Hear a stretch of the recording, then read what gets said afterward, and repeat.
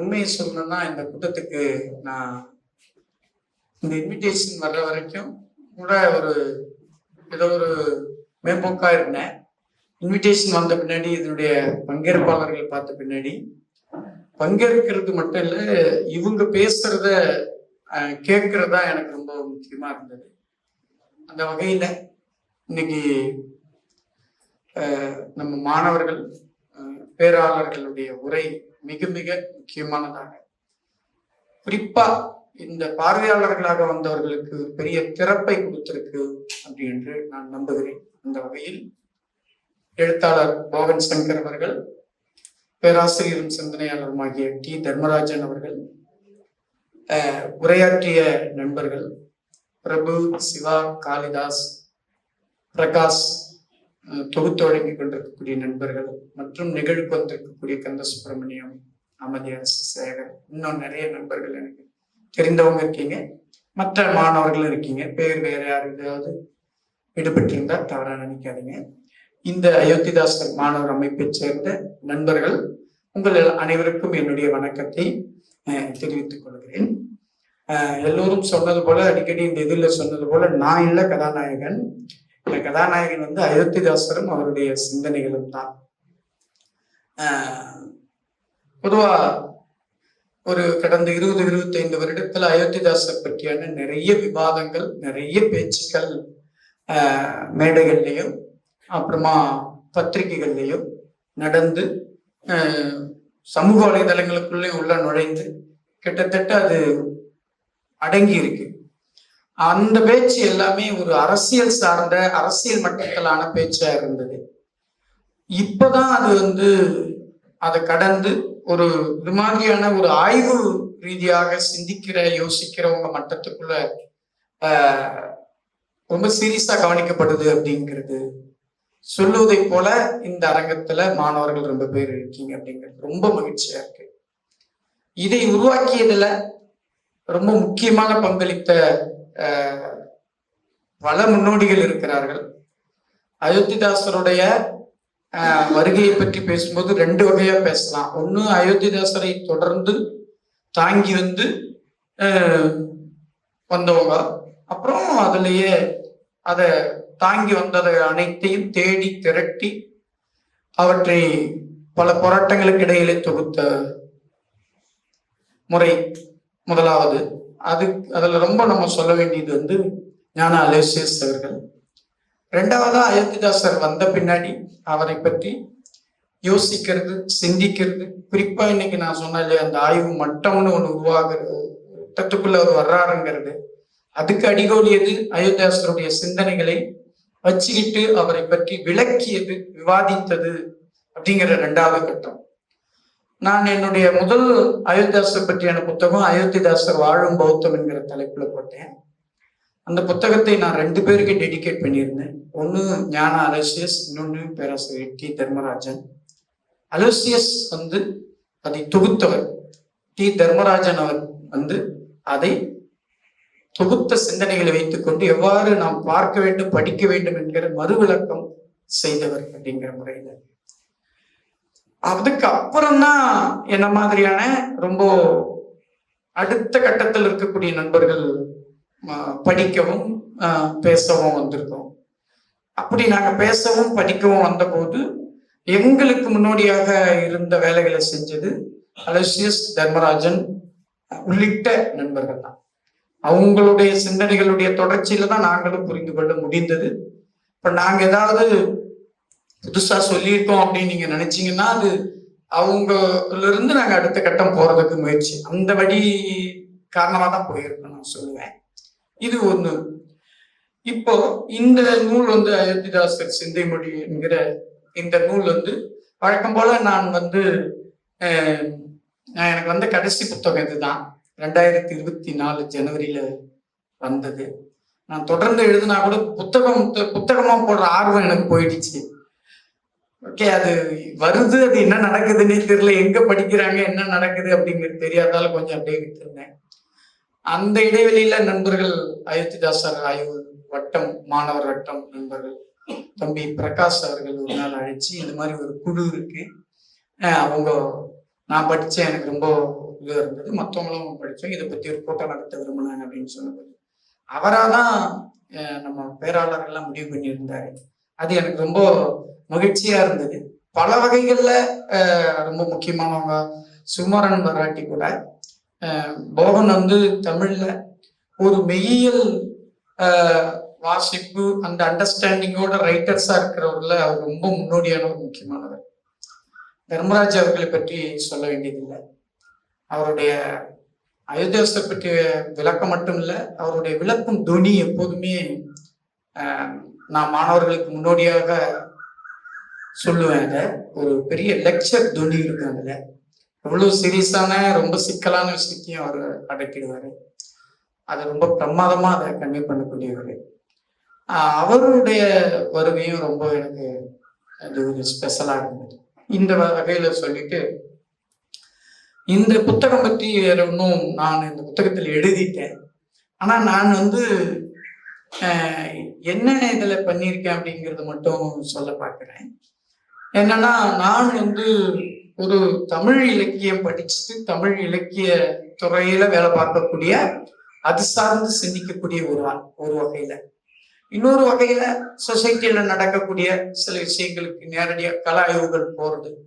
இப்ப அது இந்த கல்ச்சுரலான விஷயங்களை தேடி போற கல ஆய்வா மாறிடுச்சு. இதுக்கு முன்னாடி கொஞ்சம் அரசியல் பிரச்சனைகள் அந்த மாதிரி போறது, அவற்றை உடனடியான கவனத்துக்கு கொண்டு போறது, எழுதுறது, அது பற்றியான அரசியல் விமர்சன பார்வைகளை உருவாக்குறது, அது மாதிரி இருந்தேன். ஆனா என்னுடைய தமிழ் இலக்கிய வாசிப்பு பின்புலம் அயோத்திதாசரை கொஞ்சம் ஏற்கனவே நம்ம வாசித்து கொடுத்த நம்ம முன்னோடிகளுடைய பின்புலத்திலிருந்து அதையும் வச்சுக்கிட்டு என்னுடைய மற்ற ஒரு அரசியல் ரீதியான புரிதல்களையும் வச்சுக்கிட்டு அயோத்திதாசரை பற்றி வாசிக்க முற்பட்டதன் விளைவுதான் இந்த நூல். அதில் என்னுடைய முதல் நூல் அயோத்திதாசர் வாழும் பௌத்தம். அப்புறமா ரெண்டாவது நூல் அயோத்திதாசர் பற்றி பெயரடிந்த வரலாறு. மூன்றாவது நூல் வைத்தியர் அயோத்திதாசர். நான்காவது இந்த அயோத்திதாசர் சிந்தை மொழி. இதுல வெவ்வேறு தருணங்கள் எழுதப்பட்ட 10 கட்டுரைகள் இடம்பெற்றிருக்கு. இந்த கட்டுரைகளை பார்க்கும்போது நீங்க புரிஞ்சுப்பீங்க. அவர் பேசும்போது சொன்னாரு, தர்மராஜன் அவர்கள் எழுதிய அயோத்திதாசர் பார்ப்பனர் முதல் பறையர் வரை அப்படிங்கிற நூலோட 3வது பகுதி ரொம்ப எனக்கு கடினமா இருந்தது அப்படின்னு சொல்லிட்டு. ஆக்சுவலா அயோத்திதாசர் பற்றி நான் 20 வருடம் சொன்னீங்களா, அதுக்கு முன்னாடியே அவர் மற்றவர்கள் ரொம்ப பேர் வேலை பார்த்திருக்காங்க. அதுல அவர் கொண்டு வந்த முதல் புத்தகம் பூர்வ பௌத்தன். அது அந்த புத்தகத்துக்குள்ள உள்ளடக்கப்பட்டிருக்கு முதல் பகுதியா. 3வது பகுதி அந்த புத்தகத்துலதான் முதல் முறையா இடம்பெற்றிருக்கு. அந்த 3வது பகுதி ரொம்ப வியப்பாகவும் நம்மளை ரொம்ப நம்ம நிறைய விஷயங்கள் யோசிக்கிறதுக்கும் வைக்கக்கூடியது. அதுக்கு அது காரணம் அவருடைய அயோத்திதாசர் பற்றியான தொடர்ச்சியான ரீடிங் மட்டுமல்ல, அவருடைய வாசிப்பு, அவர் உருவாகி வந்த வாசிப்புல அவர் கடந்து வந்திருக்கிற பாதை, கோட்பாட்டு ரீதியான வாசிப்புகள், அவற்றை தமிழ் சூழலில் புரிந்து கொள்ளும் விதம், அதெல்லாம் இருந்ததுனால அந்த 3வது பகுதி ரொம்ப முக்கியமான பகுதியா அமைந்தது. அதனால்தான் அது நமக்கு உடனடியா புரியறதுல சிரமம் இருக்குன்னு நான் நினைக்கிறேன். நான் அந்த மாதிரியான ஒரு பின்புலத்துல இல்லாதனால நான் ஒரு தமிழ் பின்புலத்துல இருக்கும்போது எனக்கு 2 சவால் இருந்தது. ஒண்ணு அயோத்திதாசரை பற்றி விளக்குறது, இன்னொன்னு என்னன்னா நான் பேசி வரக்கூடிய சிந்திச்சு வரக்கூடிய ஒரு அரசியல் சார்ந்த சிந்தனைகள், இது 2க்குமான ஒரு சந்திப்பாகவும் இதுல எப்படி இணைத்து நாம விளக்குறோம் அயோத்திதாசர் போன்ற ஒரு சிந்தனையாளரை அப்படிங்கிறதும் எனக்கு ஒரு தேவையாக இருந்தது. அப்படி பார்க்கும்போதுதான் இதுல இருக்கக்கூடிய கட்டுரைகளை நான் எப்படி சொல்லுவேன்னா, உண்மையிலே இது அயோத்திதாசருடைய ஒரு பிம்ப உருவாக்கம் அல்ல. இந்த நூல் மட்டுமல்ல, எந்த நூலுமே தமிழ்ல. ஏன்னா அயோத்திதாசரை விளக்குறவங்களே பெரும் போராட்டத்தை நடத்த வேண்டியது. அதை விளக்குறவங்க, அதை வாசிக்கிறவங்க, அதை பத்தி ஜனங்க கிட்ட பேச வர்றவங்க, அவங்கள நோக்கி வரக்கூடிய கேள்விகள் எல்லாவற்றிற்கும் அவர்கள் திகட்ட பதில் சொல்ல வேண்டியது. அவங்க ஒரே விதமான கேள்விகளுக்கு சலிக்காம திரும்ப திரும்ப அந்த பதிலை சொல்ல வேண்டியிருக்கிறது. பல வேளைகள்ல அயோத்தியாசர் பற்றியான கேள்விகளுக்கு பதிலை கேட்கறவங்க அவங்களே தேடிக்க முடியும் வேற வேற விஷயங்களை படிச்சு. ஆனா அதுக்கு கூட மெனக்கிடாம அதை பத்தி எழுதுறவங்க பேசுறவங்க கிட்ட மட்டுமே அதை கேட்டுக்கிட்டே இருக்கிறது இருக்கு. அப்போ அவங்க என்ன பண்ண வேண்டி இருக்குன்னா, அயோத்தியாசரை பற்றி பேசுறவங்களுக்கு அது பெரும் போராட்டம் தான். வேற யாருக்கும் கூட இது ரொம்ப அதிகமா இருக்குமான்னு எனக்கு தெரியல. அதனால அவங்க என்ன பண்ண வேண்டி இருக்குன்னா, திரும்ப பல விதங்கள்ல விளக்குறாங்க. அப்போ விளக்கும் போது அவங்களும் புதுசா அதிலிருந்து புதிதான ஒரு முறையியலை இதெல்லாம் சொல்ல வேண்டியது. இன்னைக்கு தர்மராஜ் அவர்கள் பேசும்போதும் போகன் அவர்கள் பேசும்போதும் அவங்க ஏற்கனவே சிந்திச்ச விஷயத்தை பேசுறது போல இருந்தாலும் அதிலிருந்து ஒரு புது இன்னொரு உலகம், இன்னொரு கோணம் இப்படி ஒண்ணு இருக்கு அப்படிங்கிறத நம்ம தெரிஞ்சுக்கிறோம். அது அவங்களுக்கும் கிடைக்கும். ஆனா இந்த பதில்கள் இருக்குல்ல, இந்த கேள்விகள் இவர்களை நோக்கி சொல்லும் போது அது அவங்களுக்கு பெரும் போராட்டமா மாறிடுது. அவங்க வேற வேலைகள் செய்யறதை விடவும் மற்ற விஷயங்களுக்கு நேரம் செலுத்துறதை விடவும் இதுல ரொம்ப நேரம் செலுத்துற அளவுக்கான ஒரு விஷயமா தமிழ் சூழல்ல அயோத்திதாசரை நாம வச்சிருக்கோம். அப்ப வேற வழி இல்லைல்ல இந்த விஷயத்துல என்ன பண்ண முடியும்? அப்போ இது திரும்ப விளக்குறதுக்கு இது எப்படி புரிஞ்சுக்கலாம், இது எப்படி பார்க்கலாம் அப்படிங்கிறது தான். என்னதான் நம்ம ஒரு பழைய நம்முடைய கடந்த காலத்தை பற்றி விளக்குவதா இருந்தாலும், அவங்களுடைய ஆளுமைகளை விளக்குவதா இருந்தாலும், நாம அதை சமகாலத்திலிருந்து விளக்கும் போது நாம இன்றைய சமகாலத்தோட அவங்கள கனெக்ட் பண்றது, புரிஞ்சிக்கிறது, நம்முடைய சமகாலத்தினுடைய சிக்கல்களை அந்த சிக்கல்களுடைய சிடுக்குகளை எடுப்பதற்கு அவங்க எப்படி உதவுவாங்க அப்படிங்கிறத நாம நேரடியாகவோ மறைமுகமாகவோ அந்த சுமையும் நம்ம அதுல எடுத்துக்கொள்ள வேண்டியிருக்கு. அப்படி பண்ணும்போது நிறைய வேலைகள் செய்யுது. அப்படி பார்க்கும்போதுதான் இதுல சொல்லப்பட்டிருக்கிற 2 பகுதியா பிரிச்சிருந்தாலும், முதல் பகுதி குறிப்பா முழுக்க இது அயோத்திதாசர் பற்றி, அயோத்திதாசருடைய சிந்தனைகள் என்பதிலிருந்து, அயோத்திதாசர் இப்ப நேரம் சொன்னார்ல, அந்த மாதிரி அயோத்திதாசர் ஏன் அப்படி சிந்திச்சார், ஏன் அப்படி சிந்திக்க முடிந்தது, ஏன் அந்த முடிவுகளுக்கு வந்தார் அப்படிங்கிறத பத்தி யோசிச்சு பார்க்கும்போது, அந்த சிந்தனை முறை, அந்த கோணம் அப்படிங்கிறது இன்னைக்கும் நமக்கு உதவுகிறது. நாம அந்த கோணத்திலிருந்து சிந்திக்கும் போது நாம இன்னைக்கு ஒரு நவீன அரசியல் எடுகோள்களால சிந்திக்க முடியாத அல்லது அதனால தர முடியாத ஒரு விடையை, அல்லது நாம போய் எங்கோ ஒரு இடத்துல முட்டிக்கிட்டு நிற்கும் போது இதை எப்படி பார்க்கறது, இதை எப்படி யோசிக்கிறது அப்படின்னு பண்ணும்போது உதவி செய்யக்கூடியதா அயோத்திதாசருடைய சிந்தனைகள் பெருமளவு இருக்கு அப்படிங்கிறத சொல்லணும். அப்படிங்கிறது தான் இந்த கட்டுரைகளுடைய முக்கியமான நோக்கமாக இருக்கு. இது அயோத்திதாசருடைய பேரை வச்சுக்கிட்டு தான் நீங்க சொல்லணும் இல்லை, இந்த பெயர்களே இல்லாம கூட இந்த அணுகுமுறைகளை வச்சுக்கிட்டு மற்ற விஷயங்களை நீங்க பார்க்கலாம், யோசிக்கலாம். உதாரணமா அவர் பேசினார் காலத்தால் பழமையாக்குதல். எப்படி இன்னைக்கு இந்த மாதிரியான ஒரு பெரும் மதவாதம், ஒரு இந்து மத எழுச்சி போன்ற விஷயங்கள் கட்டமைக்கக்கூடிய ஒரு காலத்துல அதை எதிர்த்து இந்தியாவுடைய வேற வேற பகுதிகளில் நிறைய அடையாளங்கள் முட்டி மோதி கொண்டிருக்கின்றன. வெவ்வேறு சொல்லாடல்களை உருவாக்கி பார்க்கிறோம். ஒன்று நம்ம கைவிட்டு நழுவும் போது இன்னொரு சொல்லாடலோட நாம யோசிச்சு அதோட மோதி பார்க்கணும். அப்போ அது மிக முக்கியமா எது இருந்துகிட்டே இருக்குன்னா, இந்த காலத்தால் ஒரு விஷயத்த ரொம்ப பழசாக்கும் போது அது வெறுமனே ஒரு பழசுங்கிற ஒரு பொசிஷனை மட்டும் வகிக்காம அது எப்படி வரலாற்றை, எப்படி ஒரு சமூக உளவியலை அது எப்படி பாதிக்குது.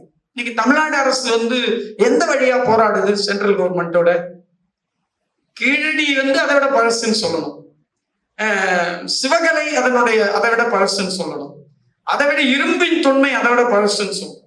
இது சரி தப்பு அப்படிங்கிற பிரச்சனைகள்லாம் ஒரு பக்கம் இருந்தாலும், இந்த பழசுங்கிற ஒரு நிலைப்பாடு இருக்குல்ல, இது வெறும் நிலைப்பாடா மட்டும் இங்க இல்லை.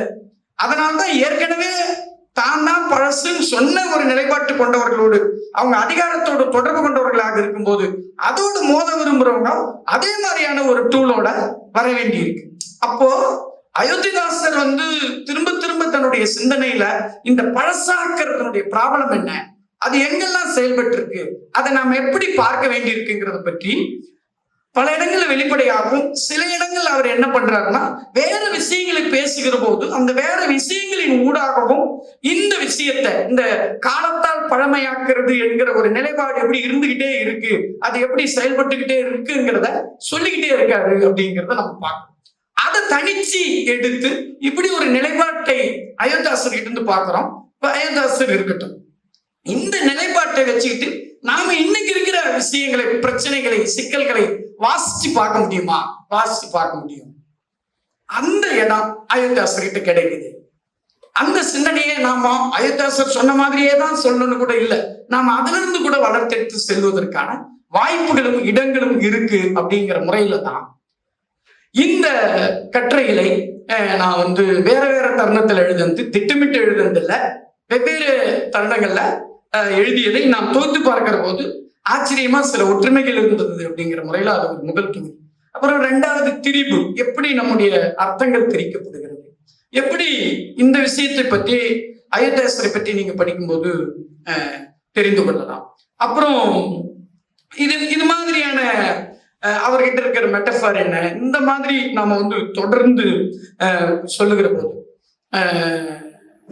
இத நாம இன்றைய சூழல், அவருடைய சிந்தனைகளை இன்றைய சூழலுக்கான ஒரு கோட்பாடா அல்லது ஒரு புரிதல் முறையா நாம வளர்த்தெடுக்க முடியும், சொல்ல முடியும் என்கிறதான் இந்த நூலோட மையமான நோக்கம். அதுதான் இந்த கட்டுரைகள்ல முக்கியமானதாக இருக்கிறது என்று நான் நினைக்கிறேன். அயோத்தியாசர் சொன்னது போல தர்மராஜ் அவர்கள் கூட அதுல தன்னுடைய பேப்பர்ல பேச்சின் போது சொல்லிக்கிறார். சடங்குகள் பற்றி அவர் சொல்லியிருக்கிற அந்த பொய்சன், சடங்குகள் எப்படி ஒரு பக்கம் ரெண்டு பேராலுமே அர்த்தமற்றதா சொல்லப்பட்டது. ஒரு பக்கம் வைதிகம் பேசுறவங்களாலையும் சாதாரண மக்களுடைய சடங்குகளுக்கு மதிப்பு கொடுக்கல, ஒரு வகையில் நவீன அறிவியலோட தொடர்புடைய கூட அதுக்கு ஒரு அர்த்தம் இல்லை என்ற ஒரு பொய்சனை தான் எடுத்தாங்க. அப்போ அந்த சடங்குகளுக்கு எப்படி அதுக்குள்ள ஒரு ஞானம், அதுக்குள்ள ஒரு அர்த்தம் அப்படி இருக்கு அப்படிங்கிறத அவர் பேசி பார்த்திருக்கிறார். 20ஆம் நூற்றாண்டுல இப்படி தமிழ்ல மிக முக்கியமான பல சிந்தனையாளர்கள் சிந்தித்திருக்கிறார்கள். நாம பல பேரை தவற விட்டுருக்கோம், பல பேரை கவனிக்க மறந்துருக்கோம். நல்வேளையா அயோத்தியாசர் நமக்கு கிடைத்திருக்கார். இன்னும் நிறைய பேர் இருக்காங்க. இப்ப நான் வட தமிழ்நாட்டை சேர்ந்தவன். அமதி அரசு கூட அந்த ஊருக்காரு, வந்தவாசி பக்கம். அங்க ஜெயினர்கள்னு ஒரு கம்யூனிட்டி இருக்கு, அது உங்களுக்கு தெரிஞ்சிருக்கும். ஜெயினர்கள்ங்கிறவங்க யாருன்னா தமிழர்கள், தமிழ் தாய்மொழியா இருக்கும். தமிழ் சமணர்களைத்தான், தமிழ் ஜெயினர்களை தான் நம்ம நைனார்கள் என்று அழைப்போம். தமிழ் ஜெயினர்களை நைனார்கள்னு நம்ம பேச்சு வழக்குக்கு மாறியது நைனார்கள். அவங்க எங்க ஊர்கள்ல, எங்க வீடுகளுக்கு பக்கத்துல, நாங்க வச்சிருக்கிற நிலத்துக்கு பக்கத்துல அவங்க நிலம்லாம் ரொம்ப சாதாரணவங்களா இருப்பாங்க. அங்க மற்ற ஜாதியினர்களுக்கும் அவங்களுக்கு பெரிய வித்தியாசம், ஒரே ஈக்குவலா தான் இருப்பாங்க. அங்க இருக்கக்கூடிய வன்னியர்கள், தலித்துகள், ஜெயினர்கள், இவங்க எல்லாருக்கிட்டையும் ஒரே கேட்டகரியில் தான் இருப்பாங்க. உங்க நிலத்துக்கு கூலிக்கு போவாங்க, அவங்க நிலத்துக்கு இவங்க கூலிக்கு வருவாங்க, அப்படிதான் இருப்பாங்க. ஆனா என்ன ஆச்சரியம்னா, திடீர்னு அவங்க சில நாட்கள்ல வீட்டுல புக்கு படிப்பாங்க, ஏடு படிப்பாங்க. அப்புறமா சில சடங்குகள்ல ஏடுகளை யூஸ் பண்ணுவாங்க.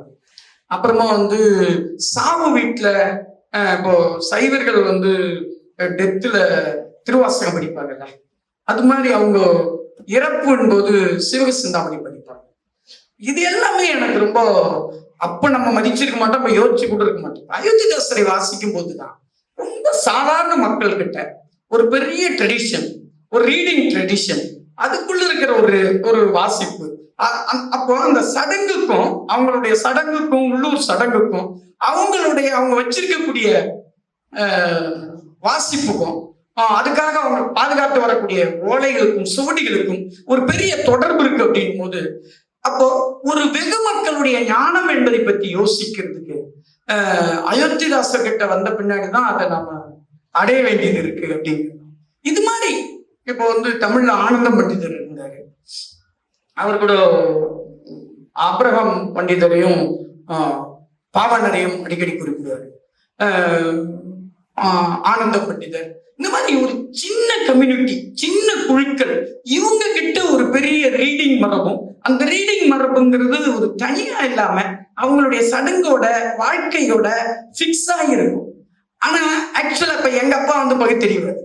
அவர் வந்து அவங்களை திட்டிகிட்டே இருப்பார். ஒரு என்ன திட்டுவார்னா, அவங்க சடங்கு பண்றதை பார்த்து திட்டிகிட்டே இருப்பார். ஆனா ஒரு நாளும் அவங்க அந்த சடங்கோட சேர்ந்து ஒரு ரீடிங் வச்சிருக்காங்கிறத பத்தி ஏனோ கவனிக்கவும் இல்லை. அவர் திட்டும் போது கூட அதை கவனிச்ச மாதிரி நமக்கு தெரியவே இல்லை. சரி, இப்ப இது மாதிரியான ஒரு அடித்தள மக்கள் வாழ்க்கையில் இருக்கக்கூடிய சடங்குகளுக்கும் ரீடிங்க்கும் இருக்கக்கூடிய அதோட இருக்கக்கூடிய ஒரு ஞானத்தோட தொடர்பு பத்தியான வாசிக்கிறதுக்கு புரியறதுக்கு அயோத்திதாசர்ங்கிறவர் எப்படி ஒரு பெரிய திறப்பா நமக்கு அமைஞ்சார் அப்படிங்கிறத இந்த நூல்களின் வழியாக நான் எழுதி பார்த்த ஒரு முயற்சி தான் இது. வெவ்வேறு கட்டுரைகளுடைய ஒரு தொகுப்பு தான். இதுல ரொம்ப முக்கியமா ஒண்ணு நான் பண்ணியிருக்கேன். அது என்னன்னா, அயோத்திதாசர் பற்றியான இந்த அருந்ததியர்களை அவர் மோசமாக பேசின அந்த பகுதி என்று அவர் மேல இருக்கக்கூடிய ஒரு பெரிய குற்றச்சாட்டு இருக்கு இல்லையா? அந்த குற்றச்சாட்டு யாரும் மறுக்கல. ஆனால் அதை எப்படி நம்ம பார்க்கலாம், அது ஒரு குற்றச்சாட்டு, அது பிரச்சனை அப்படிங்கிற அதே வேளையில எப்படி அந்த விஷயங்களை நம்ம அண்டர்ஸ்டாண்ட் பண்ணிக்கலாம் அப்படிங்கிறத பற்றியும் நான் வந்து இதுல ஒரு கட்டுரை எழுதியிருக்கேன். அது மாதிரி அயோத்திதாசர் ஒரு பக்கம் தீவிரமா பௌத்தம் பத்தி, பௌத்த நிலையை அடையறதை பத்தி பேசுறார். பௌத்த தன்மையை அடைதல், பௌத்த மயமாதல், பௌத்தராதல், ஆகுதல் அப்படின்னு சொல்லுவாரு. இது பேசிக்கிட்டு இருக்கிற அதே வேலையில அவர் ஒரு இது சிந்தனைக்குள்ள ஒரு வேலை செஞ்சுக்கிட்டு இருக்கும்போது இன்னொரு வேலை அயோத்திதாசர் வேலை நடத்தப்பட்டது. அது என்னன்னா, அவர் ஒரு சங்கம் வச்சிருந்தாரு. இந்த சங்கத்தினுடைய கிளைகள் இருந்தது. அந்த கிளைகள்ல என்ன பண்ணாங்க அப்படின்னு பண்ணும்போது அவர் சொன்ன பிராக்டிஸ அவங்க கிளைகள்ல நடைமுறைப்படுத்தினாங்க. இது ஒரு பக்கம் இருக்கு. இன்னொன்னு, அவர் சொன்ன மாதிரி பொலிட்டிக்கலா அன்னைக்கு அவங்க ஏதோ ஒன்னோட அக்காண்டேட் ஆகணும். நான் என்ன மதம்னு சொல்லணும், என்ன ஜாதின்னு சொல்லணும், ரேஷன் கார்டு வாங்கணும், பட்டா வாங்கணும், ஒரு கிராமம் உருவாக்கணும் அவங்களுக்கு. அப்போ இந்த ஐடென்டிட்டி எல்லாத்தோட அவங்க வந்து இணைய வேண்டியது. அப்ப அந்த மாதிரி இன்னும் ஒரு உடனடியான அரசியல் அடையாளங்கள் பத்தியான இது முன் வர்ற போது அதுல அவங்க எப்படி எதை தேர்வு பண்றாங்க, அதுல என்ன செஞ்சாங்க அப்படின்னு பண்ணும்போது இதுல வந்து இந்த நடைமுறை ரீதியா அவங்க மதம் பற்றி குறிப்பிடும் போது இந்த தங்களை எப்படி பௌத்தர்களாக குறிப்பிடுறதுக்கு முயற்சி பண்ணாங்க. அதை எப்படி அயோத்திதாசர் இன்சிஸ்ட் பண்ணாரு. தமிழன் பத்திரிகையில அந்த ஃபார்மை வெளியிடுறாரு. ஒரு மக்கள் தொகை கணக்கெடுப்பு வரும்போது அந்த விண்ணப்பம் எப்படி இருக்கும் அப்படிங்கிற அந்த ஃபார்மை வெளியிடுறாரு.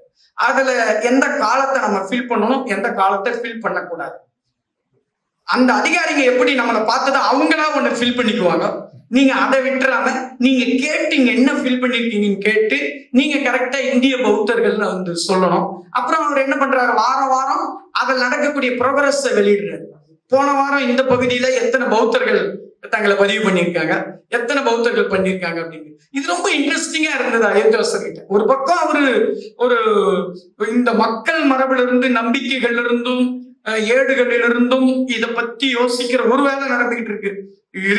அதே வேலையில பொலிட்டிக்கலா ஒரு இது நடக்கும்போது அதுல இந்த மக்களை யாரா நம்ம பதிவு பண்ணணும். ஏன்னா உங்களுக்கு எல்லாருக்குமே தெரியும், இன்னைக்கு நாம எல்லாருமே ஒரு பக்கம் இங்க இருக்கக்கூடிய ஒரு பெருமதவாத சூழலுக்கு எதிராக பேசுறவங்களா இருந்தா கூட பொலிட்டிக்கலா நாம என்னவா இருக்கோம்னா அவங்க உருவாக்கி இருக்கிற கேட்டகரியில ஒரு எண்ணிக்கையா தான் இருக்கும். நம்முடைய தலைகள் எல்லாம் எந்த எண்ணிக்கையில் இருக்கு, இந்த பெருமதவத்தினுடைய எண்ணிக்கையில் இருக்கு.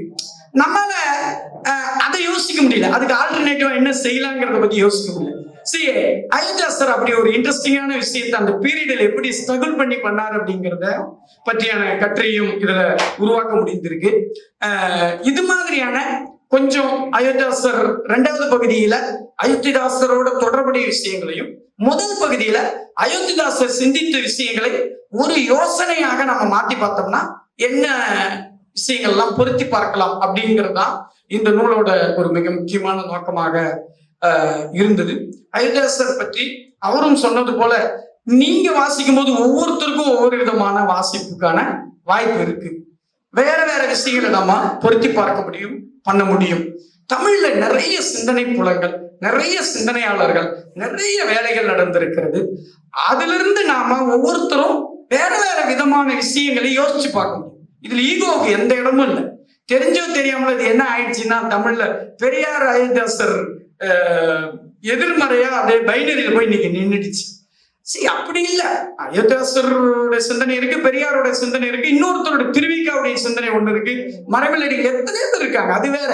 ஆனா நமக்கு அதுவா முக்கியம், நபர்களா முக்கியம், அந்த பிம்பங்களா முக்கியம் இல்ல. இன்னைக்கு வந்திருக்கிற பிரச்சனைகள் தான் முக்கியம். அப்ப அந்த பிரச்சனைகளை நாம யோசிக்கிறதுக்கு, அந்த பிரச்சனைகளை எதிர்கொள்றதுக்கு நாம யோசிக்கிறதுக்கு இந்த மாதிரியான பின்புலங்களில் இருந்து வந்த சிந்தனையாளர்களுடைய டூல்ஸ், அவங்க யோசித்தது எந்த அளவுக்கு பயன்பட முடியும் அப்படிங்கிறது தான் நாம யோசிக்கணும்.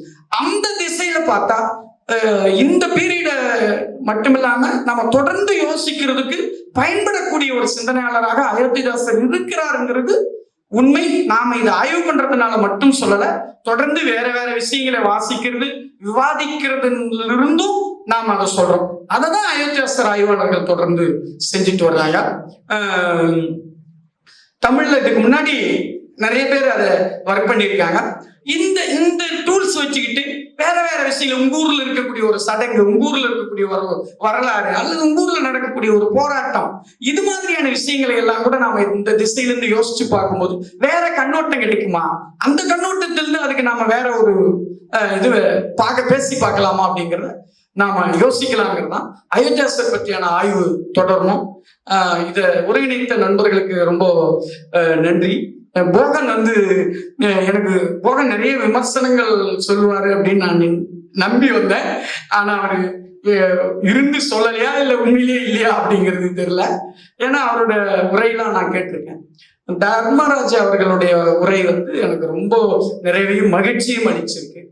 கோவையில் அவருடைய ஒரு உரையை ரொம்ப முக்கியமா சொல்லுவாங்க. ராஜகௌதமனுடைய புக்கு வெளியிடும் போது, அயோத்தியாசர் ஆய்வுகள் புக்கு வெளியிடும் போது அவர் ஆற்றிய ஒரு உரை என்னவோ தெரியல, அது இன்னும் இனிமே நீங்க எழுதலன்னு நினைக்கிறேன். அது கட்டுரையா வந்திருக்கா வந்தா அது ரொம்ப முக்கியமா சொல்லுவாங்க. அது மாதிரி இந்த புத்தகத்தை அடிப்படையாக வைத்து அவர் வழங்கிய உரையும் ரொம்ப முக்கியமானது. நம்ம தொடர்ந்து வேற வேற சந்தர்ப்பங்கள் இதை பற்றி பேசலாம். நேரமும் ஆயிடுச்சு. இன்னும் நம்ம ஒவ்வொரு கட்டுரையா, இன்னும் நான் இந்த மொழி முதன்மைவாதம்ங்கிற கருத்து பத்தி எல்லாம் பேசியிருக்கேன். இன்னும் நிறைய விஷயங்கள் இருக்கு. நம்ம புத்தகத்தை படிச்சுட்டு மற்ற நேரங்களில் கூட இதை பத்தி பேசலாம் அப்படிங்கிற அளவுல இந்த ஏற்புரையை சொல்லி வந்திருந்த எல்லாருக்கும், ஏற்பாடு செய்தவர்கள் எல்லாருக்கும் நன்றி சொல்லி நிறைவு செய்து கொள்கிறேன். நன்றி, வணக்கம்.